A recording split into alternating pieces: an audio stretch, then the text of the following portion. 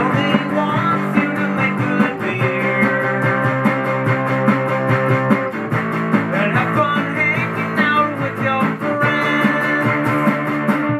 Here's Dono. It's a busy morning in the brewery, and I forgot to roll any footage until just right now, but real quick, I am going to hopefully soon be experimenting with pressurized fermentation. I'm supposed to be getting this pressurized fermenter to test and do some reviews on, and it just has not arrived. There's been some kind of delay, so I have this lager yeast on hand that I was waiting to use in the pressurized fermenter and ferment warmer than normal, and then you're supposed to get good results with this pressurized fermentation.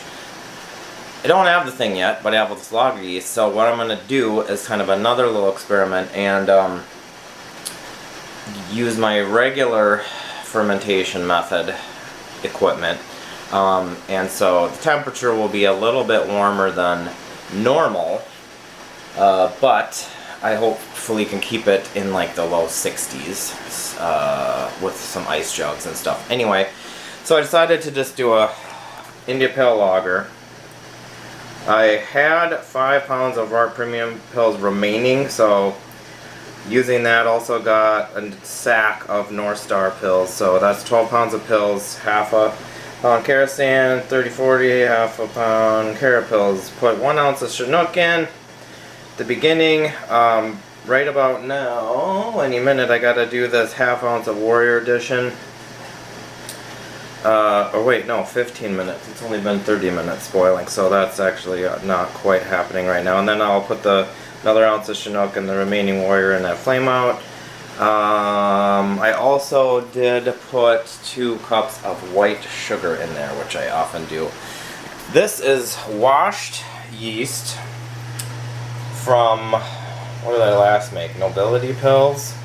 And I harvested the yeast and I made this last night, and this is all looking just fine, like you like to see, with the milky whiteness and some bubbles. We do have a rainy situation, but doesn't greatly affect me, and it's not raining hard. Got my garden plants in, so we'll see how all those come. Those are always fun to see how they develop. And then yeah, here's the little brew situation right there. It's firing away. Let's get this volume down here quick. Yeah, so I got half ounce of that's going in soon, and yada blah blah blah blah.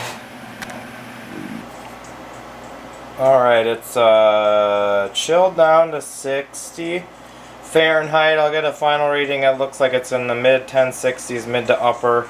And here is the yeast. And I got the 5 gallons. I guess I didn't shoot footage, but I did add the last, well, a half ounce of Warrior at 15 minutes. The other half ounce of Warrior at flame out. And then 1 ounce of Chinook at flame out, and I let it sit about 15 minutes. So basically, that is my coldest area, and it's like in the mid 1060s, but with ice jugs and shirt over it. I'm gonna just see how cool I can keep it, and that will be the question. So here we are, it's summertime, and we have summer IPL. The camera's recording. We're in the shade. Summertime. Got special guests to the backyard, Mr. Dawson, Mr. Walton. This beer got down to 1.007 from 1066. It has been in the keg almost a month. June 13th, that's July 9th. What else to say? Oh, the other thing is I think I was speculating about what the temperature would be that I'd be able to keep it around, and it really didn't get above 60. I was using the ice jugs. I think I might have video on that. It was like 57, 58, 59, which is at the upper end of the listed temperature range for pilgrimage, but I didn't push it by any means. I didn't push it, 5 to 10 degrees out of that range. Or like Kavike style. In the 80s. Right. 90s. And then to see if it, was still okay. I guess the umbrella just wants to go there. Yeah, man. For now, until we can sail. Umbrella's gonna umbrella. Anyway, It's good. yeah, it's basically fine. Cut. No, it's better than fine. It's another successful Dono IPL, I think. Standard of excellence maintained. Yeah. We were talking about the temperature ranges. There's been so many experiments. Brulachvi gets some flack, but I like their experiments. They, it comes down to, can the group of testers taste the difference? Almost never do they get what would be considered enough people, tasting a difference.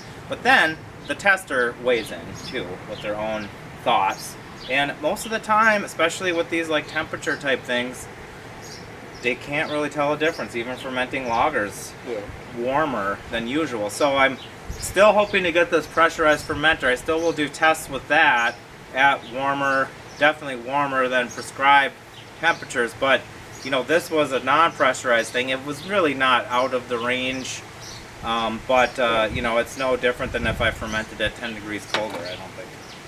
Do you think you've got more latitude when you brew a beer with more intense flavors, like an IPL? It's got a lot of hop bitterness, higher ABV, than if you were doing, say, like a 1030 light lager?